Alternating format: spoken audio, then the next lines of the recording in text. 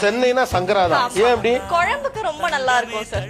சுகந்தானா பாறையில் சின்ன பாதம் சுகந்தானா தொட்டபூ எல்லாம் சுகந்தானா தொடாத பூவும் சுகந்தானா தோப்புல ஜோடி மரங்கள் சுகந்தானா